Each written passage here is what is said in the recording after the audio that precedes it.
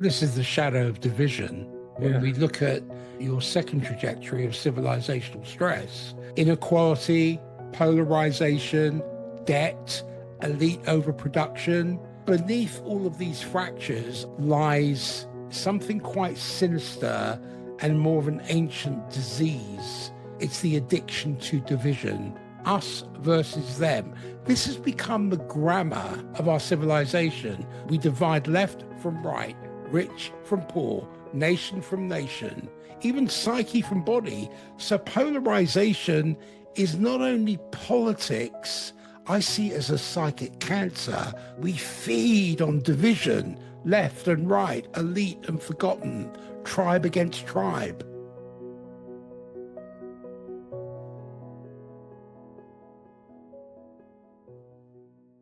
I took a look at the seven inevitabilities. I wanted to bring up something with you to see what you think about this. There's a certain deterministic framing which concerned me. I was thinking about more of an optimistic spin on it, to see them rather than possibilities or tendencies, because they could promote fatalism or despair. I think collapse scenarios deserve serious consideration. The absolute certainty here isn't supported by the complexity of historical change. I was wondering if we could look at it as more of a trajectory rather than inevitability, because ecological overshoot and social stresses are real, but the causal relationships are more complex, which is what we're going to talk about. I got the sense there was an oversimplification. I was thinking that particularly the technological determinism oversimplifies how humans and technologies co-evolve. I wanted to look at this as the seven trajectories or possibilities. I think there are inevitabilities, but I don't want to be too deterministic or fatalistic about it, because I think in this age we need some hope, man. I understand and I see your point. I could have rephrased it. For me, it comes down to choose. If we don't repent and if we don't turn around, change our hearts, change our minds, this is going to be the result. This is going to be the consequences. The material is so profound, but I'm thinking what's going on in the zeitgeist. And for some listeners, it may be psychologically destabilizing because there's a relentless focus on collapse and death. I've written an eighth note to this called The False Self.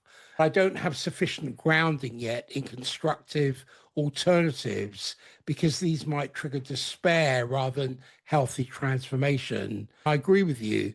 There are inevitabilities. I'm thinking about the way that we talk about it and the way that people listen. I looked at it, I thought, what about seven critical trajectories? This is an evidence-based lens we're looking through so Right. that we can bring in some of the evidence. So people listening are not going to go, these guys are just having a rant about fatalism and despair. We're going to say, yeah, there is fatalism and despair, but also here is the evidence for it. I was going to say too, collapse isn't something that's in the far distance. It's happening now. I feel sometimes people miss that point. They don't see it. Like extinction, for instance, it's not something we just wake up one morning and, oh, here we Or are. The stages. And it's to the point that life is a living, breathing, moving system. So too this as well, and also collapse. And I agree. I looked at some of the numbers about climate. Current atmospheric carbon dioxide levels, they've reached 421 parts per million, the highest in over 3 million years. According to the National Oceanic and Atmospheric Administration, to put this in some kind of perspective, human civilization developed during a period when CO2 levels were around 280 parts per million. This is the consensus of thousands of climate scientists worldwide. It's not just climate. In the Intergovernmental Science Policy Platform on Biodiversity and Ecosystem Services, and they report that species are going extinct at the rate of 100 to 1,000 times faster than natural background rate. So we're living through what biologists call the sixth mass extinction. These many points of trajectory, potential inevitabilities, I would say in the past few days, unfortunately, the tragedy of Charlie Kirk is just one puzzle piece. It's one point to this vast, complex, interwoven, interdependent mosaic. What we're experiencing within ourselves, our relationship with others, place and land, it's all intermeshed. At the core of it, it's a spiritual collapse. It's a spiritual collapse. And so the collapse of our inner world, our unconscious, the underworld, our relationship with the eternal, now that's the upstream. And what we're seeing in the news in particular, that's the downstream result consequence. The hollow gods, the hollow idols, the politicians in particular, they're not worthy of the sacred.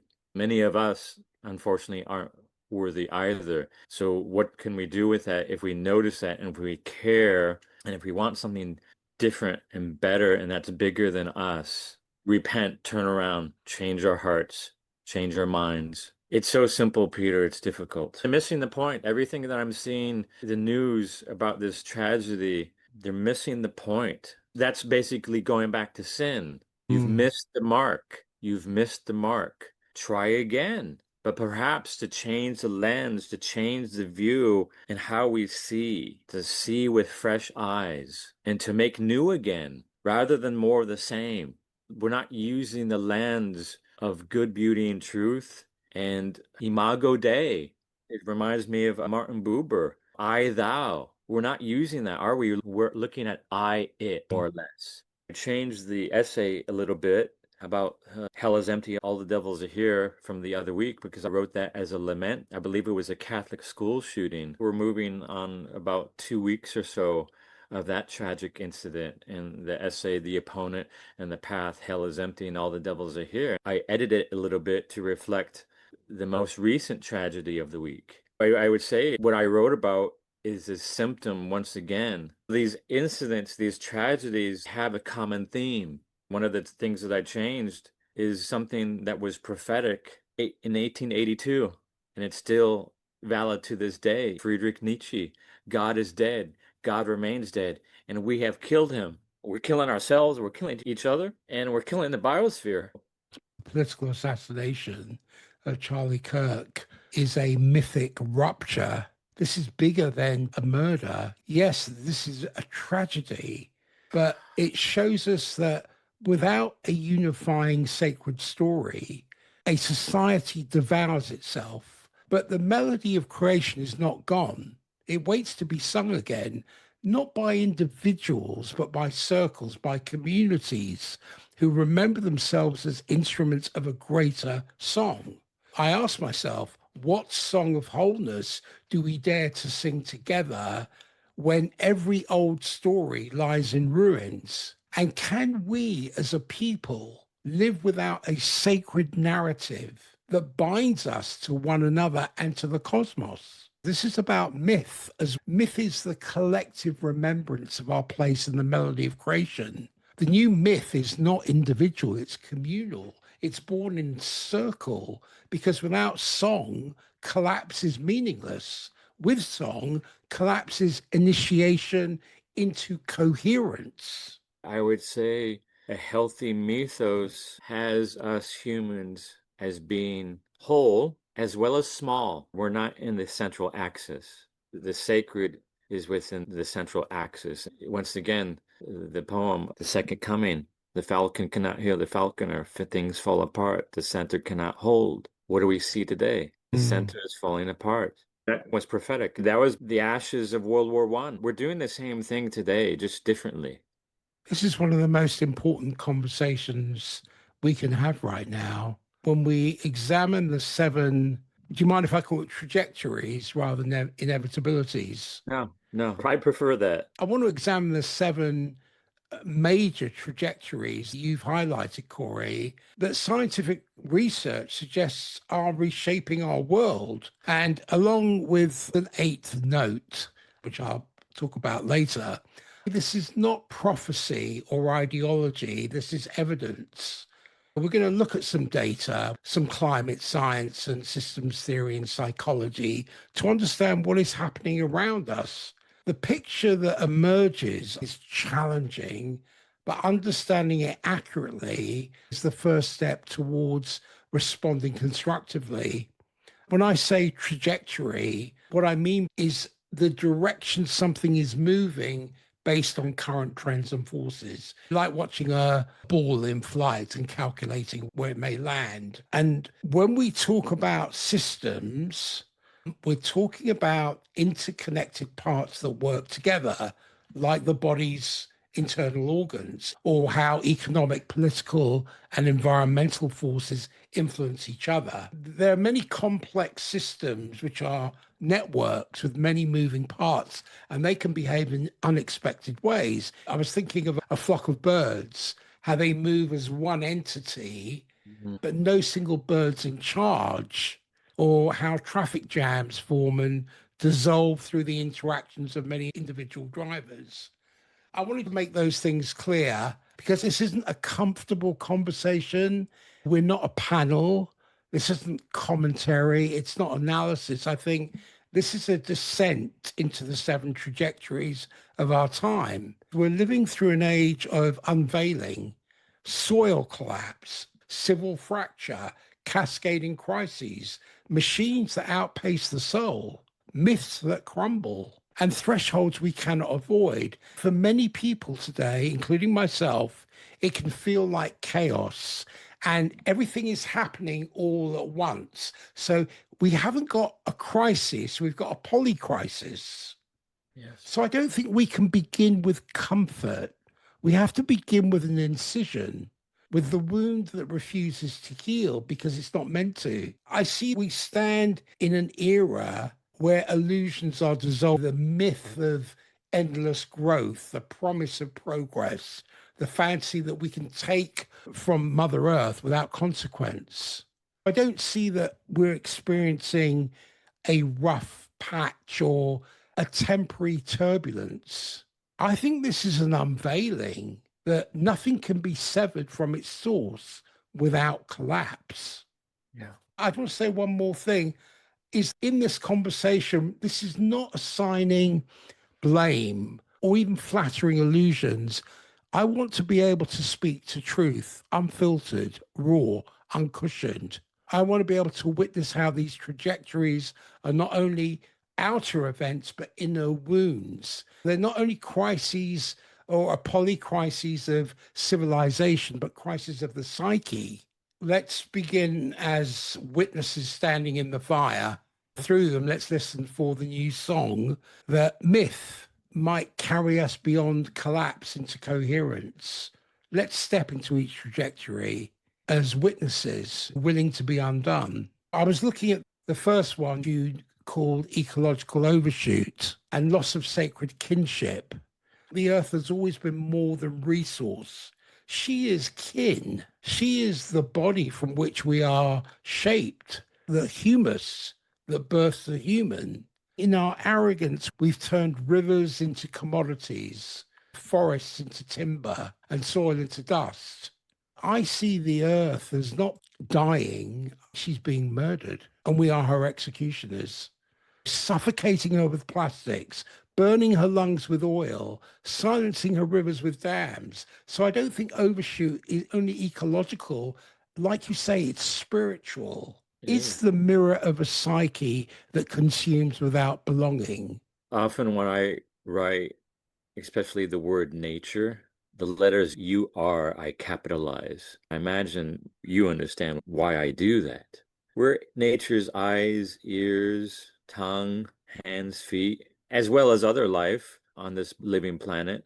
We're in nature and nature's in us. We're in the cosmos and the cosmos is in us. There is no other when it comes to this. And if people return to that, talking about having a re-enchantment of the world and the return of the sacred.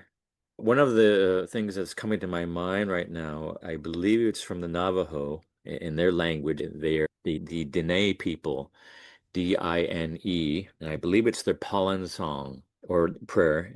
It goes something like this: beauty below me, beauty above me, beauty behind me, beauty before me. I walk in beauty. With that mindset, every step is like kissing the earth. Every step is a prayer. This is the mirror of a psyche that consumes without belonging. This is why ecological collapse terrifies us, not only because our survival is at stake, but because it forces us to confront the deeper severing, the loss of sacred kinship.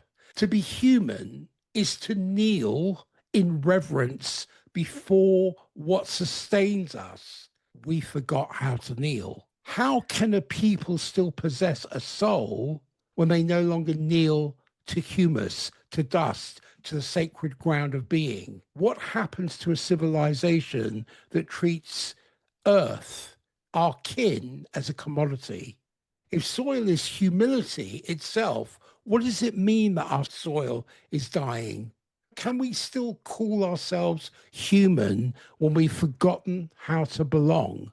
What becomes of a psyche that severs itself from the soil it came from?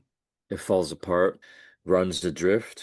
I would say that we're not fully alive. We're shells, shadows of our former selves, as Mm. far as looking at early humans and their relationship with the sacred compared to present day. And then what happens to the extensions of ourselves, the mirrors of ourselves out in nature. Look around. I talk to my nephew when it comes to this, and he's in education and as a young family. I share some of my thoughts and concerns because I am concerned as far as the younger and future generations. I remember as a child growing up, the return of the monarch butterflies. I remember the frogs in the creeks. As a child driving down the road, my parents were driving, there would always be the windshield filled with bugs. You don't see that nowadays, the bugs on the windshield from driving the car down the road, at least. I'm not seeing and hearing the frogs. I'm not seeing the monarch butterflies anymore.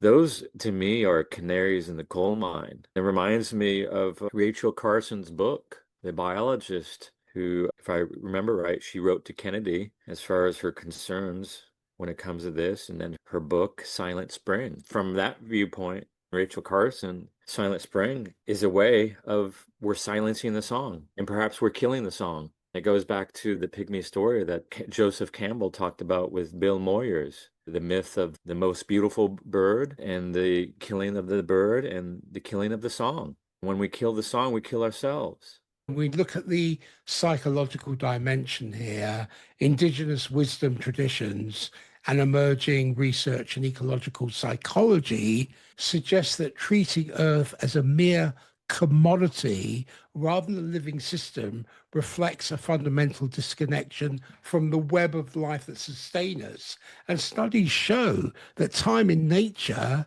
look at the Japanese forest bathing, it reduces stress hormones and increases immune function, which suggests that our well being and Earth's well being are intimately connected. But overshoot, as you've outlined in the first trajectory, I don't see that as about climate or biodiversity. I see it as the wound of exile because a species that forgets kinship forgets itself. To return is not policy, it's posture. To kneel, to remember the soil not as resource, but as soul. I don't think collapse is punishment. It's Earth's way of demanding we remember who we are. The way out is not up and not forward. It's not progress. It's down into humility, into earth, into remembrance. Until we have reverence for that, we will remain untethered fragments, like ghosts walking on a dying ground. Right now, unfortunately, some of us are the Walking Dead. We are the Walking Dead zombies. I have conversations with others like this, and I get to the point where I ask the question, can you be any healthier than the biosphere? The biosphere, the planet, the Earth, is our lifeboat. It's our life raft. It's our lifeline. If it's sick and if it is dying, so are we. Perhaps it's not so much from the outside in, the biosphere, the environment and then ourselves. Perhaps it's from the inside out, and that the upstream of this catastrophe is us. So we have a death, a decay of sorts of the inside, and it's mirroring outside onto the environment and to nature. This is the shadow of division. When Yeah. we look at your second trajectory of civilizational stress, inequality, polarization, debt, elite overproduction, beneath all of these fractures lies something quite sinister and more of an ancient disease. It's the addiction to division, us versus them. This has become the grammar of our civilization. We divide left from right, rich from poor, nation from nation, even psyche from body. So polarization is not only politics, I see it as a psychic cancer. We feed on division, left and right, elite and forgotten, tribe against tribe. Us from nature, us from the cosmos, us from the sacred. This division is not a symptom. I see it as the shadow of a species that cannot face itself, because every enemy we create is a disowned part of our soul. Every scapegoat is a projection of what we cannot integrate. I asked myself when I read this, is civilizational stress the outward expression of a psychic fracture, and a psyche at war with itself cannot birth coherence? So our very sense of self fractures. Civilizations collapse, not from outer invasion, but from inner disintegration. So do we fight enemies, or do we fight what we refuse to see in ourselves? We're fighting shadows. We're fighting shadows. And another thing I want to point out is that there's a lot of pain and suffering when it comes to this. When we look at ourselves, our bodies, our nervous system, our unconscious, pain is an output and it's trying to get our attention.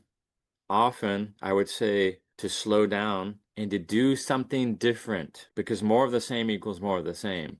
If I have a headache, for instance, it's not telling me I have an aspirin deficiency and keep doing the same behavior. It's telling me slow down, pay attention, reconsider some things. Maybe I ate something that I'm intolerant to. Maybe I'm in an environment where there's a lot of toxic fumes. Maybe I'm dehydrated. Maybe I'm sleep deprived. Maybe I'm mentally, emotionally stressed, or all of the above. So the aspirin, if I just focus on that alone and ignore everything else, it's a band-aid. I'm treating the symptom, but not the root. I'm addressing something that's downstream, but I'm not looking upstream. And so when we look at the pain of the biosphere, when we look at the pain within ourselves, the psyche, the soul, within society, within culture, within the mythos, look deeper. And then I would say, as far as the wisdom of the body, when it's giving you a signal of pain, that there's something going on, that's the body's innate wisdom. That's nature's innate wisdom. Neither of those, the human body and the greater body, have any ability to lie. They don't play that game. It's the pain teacher. Whenever I experience something myself, I'll ask the question, teach me. What is there to teach? Be open to change your heart, perhaps to change your mind and to turn around. There's a political scientist called Peter Turchin, and he's developed what he calls structural demographic theory, which is a mathematical approach to understanding social stability. And his models, which successfully have predicted our current period of instability, he identified three factors that create social crisis: elite overproduction, popular immiseration, and state fiscal stress. Elite overproduction means a society creates more highly educated, ambitious people than it has prestigious positions to offer. And we see this in the UK, I would imagine the United States, where you've got PhD holders that vastly exceed available academic positions, and law school graduates far outnumber legal jobs that can support their debt levels. So when societies produce more potential leaders, than the system can absorb, these surplus elites often become sources of instability. That's elite overproduction. That's Peter Turchin's research.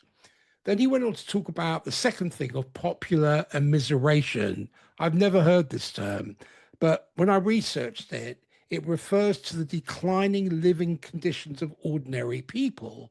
Income inequality in developed nations has reached levels not seen since the 1920s.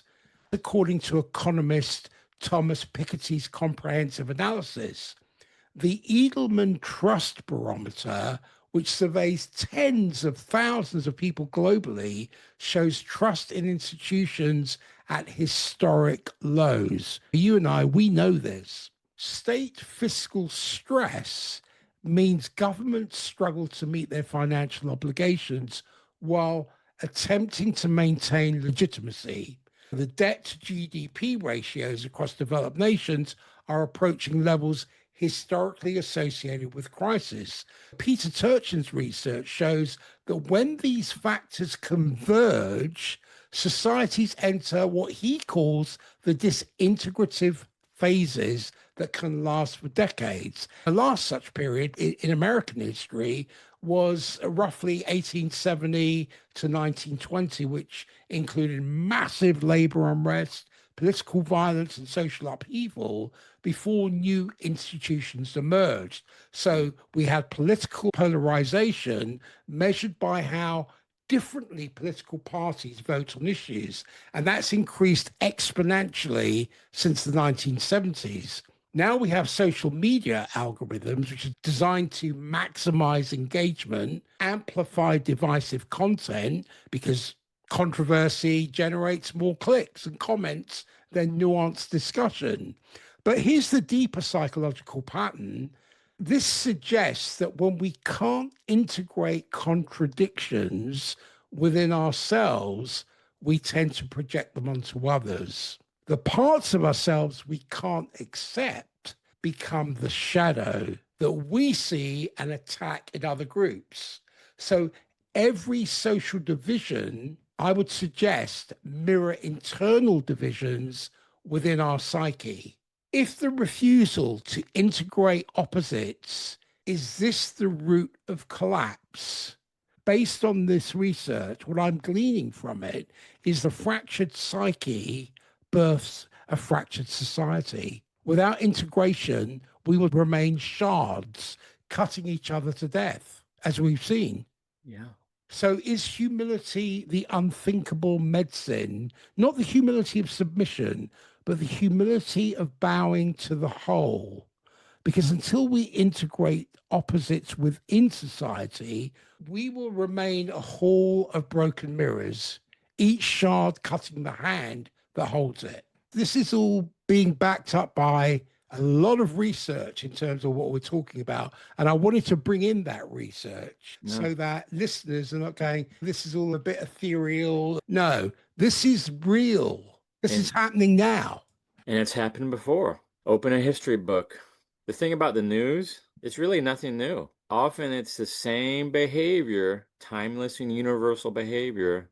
The biggest differentiators are the scale, because human population is greater today than it was, say, 100 years or so ago, going back to the First World War, and technology has changed. So as far as behavior, it's cyclical. We repeat it over and over again. The scale and the technology, that's the biggest differentiator. So really, there's nothing new when it comes to this. And when it comes to the overproduction of PhDs out there, I know a few PhDs myself, and it doesn't necessarily qualify for one being wise. We have a number of smart people when it comes to intelligent quotients, when it comes to particular aspects of intelligence that we score. That's very left brain, very upper world, but there's more than that. There's the right hemisphere of the brain, nuance, creativity, seeing the big picture. There's integration. That is less a matter of IQ. It's more a matter of EQ, emotional quotient. And I would say wisdom in particular which I would say nowadays is especially vital when it comes to the world leaders, and including many of these PhDs in corporations. I see a tremendous lack in that respect when it comes to emotional quotients, being regulated, co-regulating, being integrated and individuated and whole, and not just whole within oneself, but whole within the all. So we have three layers of relationships: the individual, I plus other, and perhaps not just human, and also the land. So I myself is we, and then we have a continuance of that, and then we have the all. But nowadays, it's often I, or I and my party, one side, or I and just humans alone, and not the panorama, not the tapestry, let alone the sacred. We're so smart, we're stupid. Einstein was a genius. Oppenheimer was a genius. What did E equals MC square result in? It resulted in an atomic bomb that we deployed twice, and in each case evaporated about 100,000 people. So just because someone's smart doesn't mean that they're whole, doesn't mean they have wisdom. It doesn't mean we're going to save ourselves from ourselves. We're so smart, we're stupid, and we're more likely going to destroy ourselves and everything with us. How's that working out for us? We have to realize everything is interconnected. Everything connects to everything. This is where we see cascading system failures. If we look at examples in our society, there are cascading effects in our interconnected global system. Let's go back to 2008. You have problems with subprime mortgages in the US, which triggered a global financial crisis that led to sovereign debt problems in Europe, which then created political instability that we're still experiencing today. So a local housing problem became a global economic and political crisis because of how tightly connected our systems have become. So in a similar fashion, COVID-19 began as a local outbreak in one city, but rapidly became a global pandemic that disrupted supply chains, it triggered inflation, it destabilized governments, and continues to reshape how we live and work. Network theorists call this the efficiency resilience trade-off. When we eliminate redundancy to maximize efficiency, we create what researchers term brittleness systems that work very well under normal conditions, but fail catastrophically when stressed. So climate change acts as a threat multiplier. This is what security experts call it. It doesn't just create direct problems like floods and droughts. It increases the likelihood that multiple systems will be stressed simultaneously, potentially overwhelming our capacity to respond effectively. The mathematics of network theory shows that highly connected systems with low redundancy become increasingly vulnerable to cascade failures. So each optimization for short-term efficiency reduces long-term stability. If you think of removing safety margins from a bridge to save money, the bridge works fine under normal conditions, but fails catastrophically when faced with unusual stress. We've essentially built a global civilization that can't fail safely, which means when it does fail, the consequences are severe and widespread. The age of isolated crises is over. We live in cascade, climate into migration, migration into politics, politics into finance, finance into war. It's no longer one crisis at a time. It's a polycrisis where everything destabilizes everything else. It doesn't come in as one disaster at a time. It comes as a cascade. Climate ignites migration. Migration ignites borders. Borders ignite wars. Wars ignite hunger. Hunger ignites collapse of trust. I'm seeing this as an unveiling. And what we ignored as whispers returns as screams. The earth, the psyche, the body, the society, all signal imbalance through fracture. This polycrisis, is it an apocalypse in its truest sense? Maybe it isn't destruction, but it's revelation. It's not some Hollywood fantasy. It's here. It's mundane. It's daily. It's systemic. We've tried to ignore the whispers on many, many fronts. Now they scream. We're just deafened and we still scroll. Nietzsche said in 1882, right? We killed God. I would say this probably goes back to at least the industrial age. And perhaps we could look into the Renaissance and the Enlightenment as well. Rene Descartes is coming to my mind. One of his well-known sayings is, I think, therefore I am. We are more sensory and feeling beings than we are thinking beings, especially when we consider the panorama, the vast history of us human beings, anywhere from 100 to 300,000 years.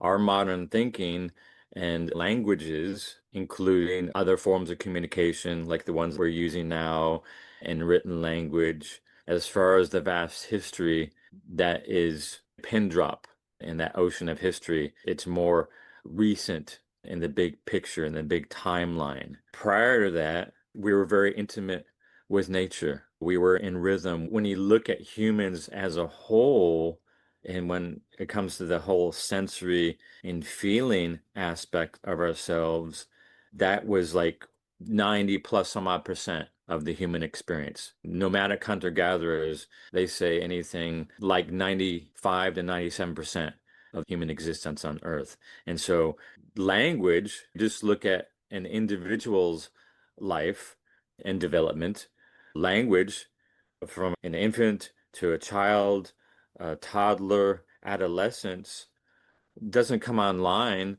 until around when the ego starts to really come into itself.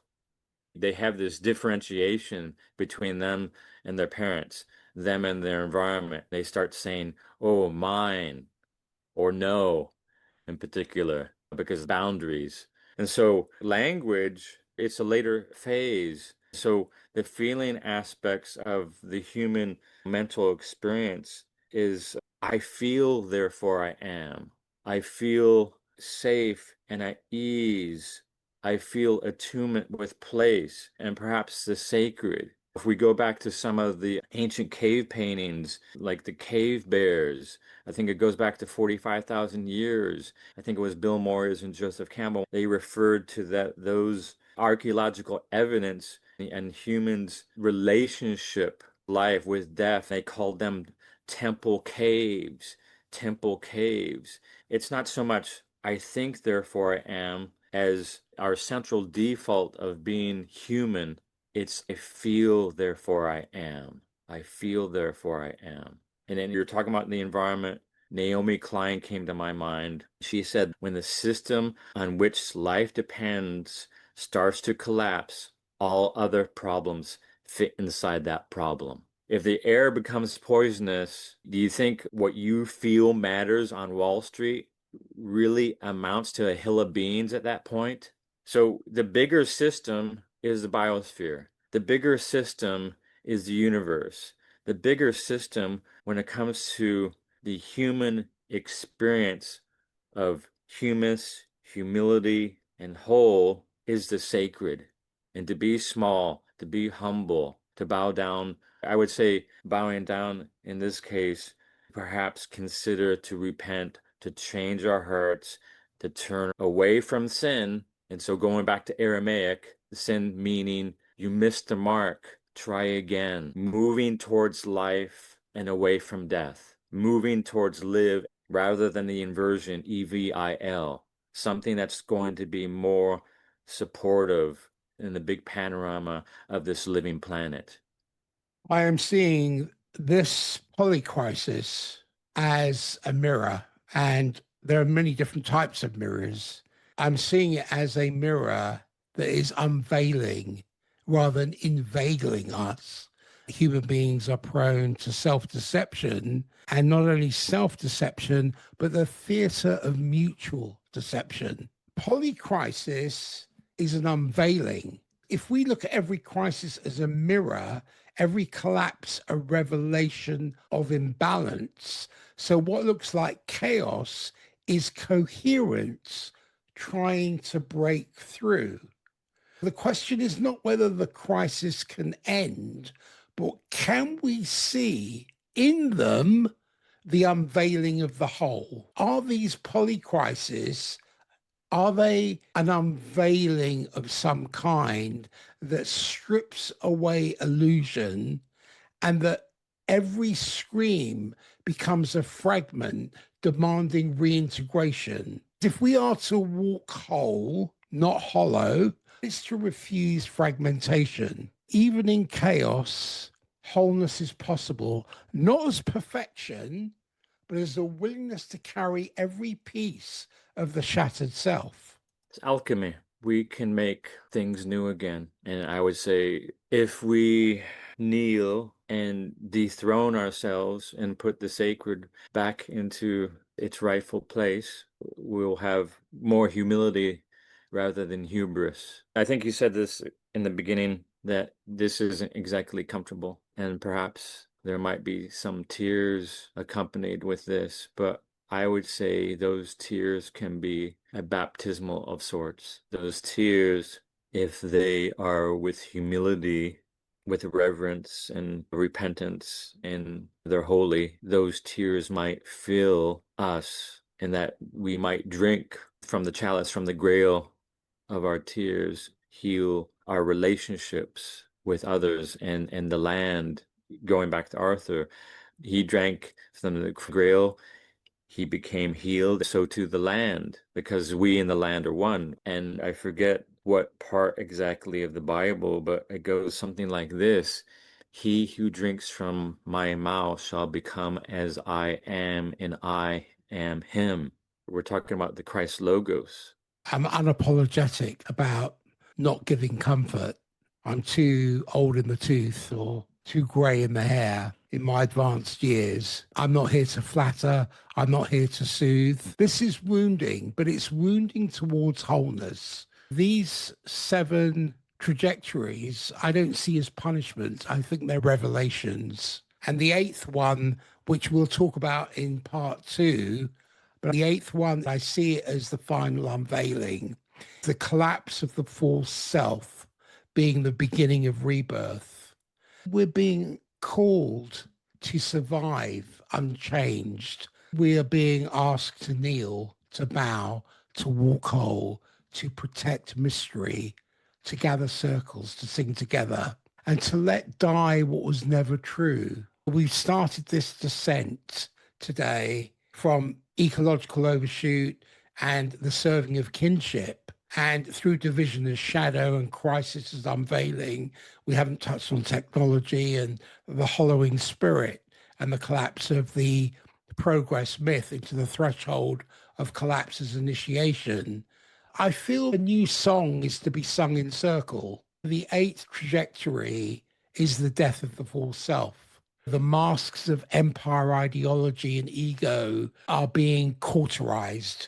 They're burning away. But what remains is essence, and that cannot die. We've seen this in recent events. I don't want to leave with comfort. I want to leave us with clarity. I strive in my life to move from comfort to capacity to being a catalyst. I don't see collapse as an end, but an initiation, and that despair can be the doorway, that wholeness waits on the other side of fracture. The call here is not to escape, but to return. This is a threshold. This is a vocation. The question is, will we remain shards, cutting each other apart, or will we kneel, integrate, revere, sing, and step across this threshold together? This is the path. What we do with this unveiling, whether we let it wound us towards wholeness or turn away into fragmentation, that choice lies with each one of us and with all of us together. Would you like to do a part 2? I'm looking at time and I've got to go in a little while. I feel that we just dipped our toe in today. I can come off a little hard maybe at times, but I don't mean to. It's just because I care and I'm concerned. I feel deeply and strongly when it comes to this. There's a narrow threshold, a narrow eye through the needle opportunity for us to move through if we see and choose to. I don't see any other way myself, Peter, honestly, for us to be able to avert this and remain whole with our souls intact. Maybe there is another way besides the ones that I'm seeing myself and share with you. I hope there is more than what I'm seeing. Because if not, and if we don't go through this narrow threshold that I'm seeing, then what we're experiencing now, this wasteland, and some of us being the hollow men, we might take that with us to the other world, into eternity. The hell that we're creating and some of us are experiencing here on earth will go on for eternity. And I feel that doesn't have to be. If people see what I'm seeing and feel the same, people probably don't want that either. I feel that perhaps you and I and others like us, Peter, are like the wild saints but of today. We've stripped ourselves down, stripped away the dead wood, the rotten fruit, and we're bare, naked, and trying to share and love and get people to notice for themselves. I would say a big part of this would be to repent and turn around and change our hearts and change our minds. We are experiencing stress across ecological, economic, political, technological, and cultural systems. These traditional approaches of the Piscean age that worked in more stable periods are appearing increasingly inadequate for current challenges. These are phase transitions, and we can't predetermine these phase transitions. Complex systems theory shows there are periods of maximum leverage where small, well-placed actions can have large consequences. It was Edward Lorenz who discovered that tiny changes in initial conditions can produce dramatically different outcomes in complex systems. He called this the butterfly effect. During phase transitions, the future is genuinely uncertain, but it depends on choices that we make during the transition period. This means individual and community responses matter much, much more than they might during stable periods. So I want to thank you for today. Where can people find your Substack? They can find me at embodiedgrailhumblewasteland.substack.com. Corey, thank you once again for a fascinating dialogue and discovery. Thank you, Peter, and likewise.